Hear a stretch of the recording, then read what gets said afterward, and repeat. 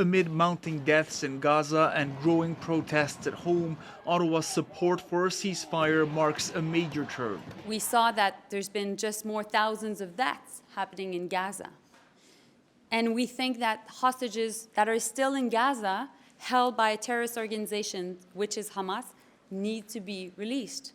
Israel sharply disagrees with Canada's decision. Calling for a ceasefire may appease political supporters, but it does not make any difference and has no significance for those people who are suffering right now under terrorist regime of Hamas. Canada has a long history of voting with Israel at the UN. At least 2 Liberal MPs publicly disagreed with the government. For at least one Jewish group, the decision is a blow. Canada's Jewish community will not forget that the Canadian government chose to ignore not just Israel's right to defend itself, but Israel's obligation to defend itself, the Centre for Israel and Jewish Affairs says, while Muslim leaders welcome Canada's stance but say more needs to be done. It is a critical component of the Western world. When we put our weight and our effort into actually seeing changes happen, that is something that our country can do. Canada made it clear in its statement before the vote that Israel does have a right to defend itself and that the ceasefire cannot be one-sided. Rafi Boudjikani, CBC News, Ottawa. Let's dig a little deeper with Power and Politics host David Cochrane. So, David, the government resisted calling for a formal ceasefire for weeks. So why now?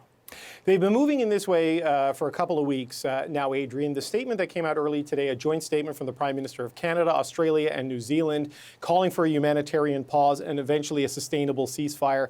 They've been in conversations, those 3 countries, for weeks because of the enormous pressure they're all feeling domestically on this particular issue. But they also just came to the point where the body count was so high, the civilian humanitarian situation in Gaza was simply unsustainable for those governments that they felt the need to take this step.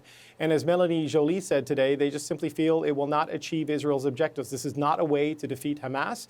And so if they believe that the status quo of what was happening in Gaza every day wasn't going to achieve that ultimate goal, it was time to make this move today.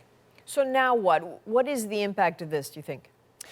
Domestically, there could be real enormous political fallout here. We've already seen Liberal MPs oppose this decision. Anthony Housefather, a Jewish MP from Montreal, Marco Mendicino, not Jewish, but a significant Jewish constituency.